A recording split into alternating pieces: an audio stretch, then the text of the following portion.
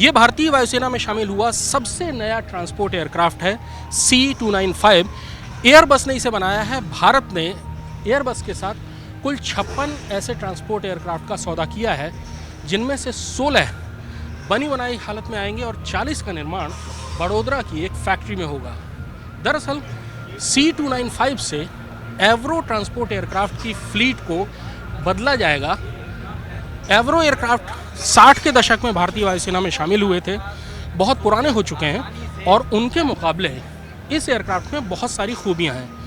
ये एयरक्राफ्ट एक बार में 7 से टन वज़न ले जा सकता है। इसमें 72 तक सैनिक बैठ सकते हैं। ये टैक्टिकल एयरक्राफ्ट है, यानी कि ये ख़राब से ख़राब मौसम में और ख़राब से ख़राब एयर स्ट्रिप पर लैंड कर सकता है। भारतीय सेनाओं को ऐसे एयरक्राफ्ट की बहुत ज़्यादा ज़रूरत है जो कि दूर दराज के इलाकों में भारतीय सेनाओं तक रसद, गोला बारूद, सैनिक और सैनिक साजो सामान पहुंचा सके। ख़ास तौर पर जब चीन के साथ 2020 में ईस्टर्न लद्दाख में तनाव शुरू हुआ था, उस समय भारतीय वायुसेना ने बहुत कम वक्त में 50,000 सैनिकों को, तोपों को और टैंकों को बहुत कम वक्त में पूर्वी लद्दाख के मोर्चे तक पहुंचाया था।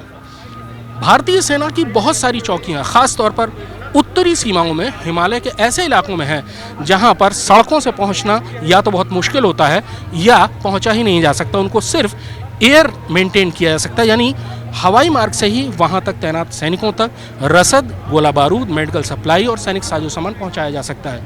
C295 उन सारी ज़रूरतों को पूरा करेगा। 50 के लगभग पैराट्रूपर्स, पैराशूट से जंप करने वाले सैनिक अपने पूरे साजो सामान के साथ पहुंच सकते हैं। इसमें रैंप है। रैंप के होने से फ़र्क ये पड़ता है कि गाड़ियाँ सेनाओं की ज़रूरत के लिए है, उनको बहुत कम वक्त में मोर्चे तक, फॉरवर्ड इलाकों तक पहुंचाया जा सकता है।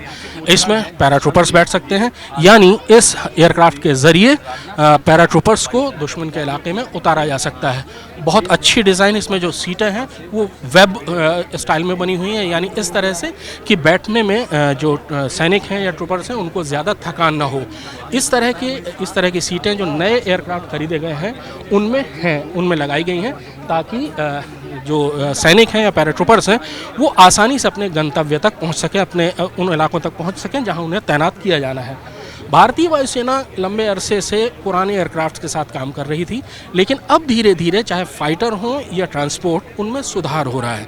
भारतीय वायुसेना के पास अभी IL-76 हैवी लिफ्ट है जो कि 40 से 60 टन वज़न उठा सकता है। उसके अलावा C-130J है जो टैक्टिकल एयरक्राफ्ट है, और दुनिया का सबसे बड़ा जो वज़न उठाने वाला एयरक्राफ्ट है C-17 ग्लोब मास्टर, जो कि 70 टन तक वज़न उठा सकता है, वो भी भारतीय वायुसेना के पास है।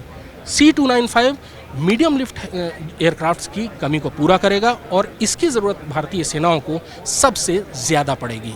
कृष्ण मोहन मिश्रा, जी मीडिया, हिंडन एयरबेस।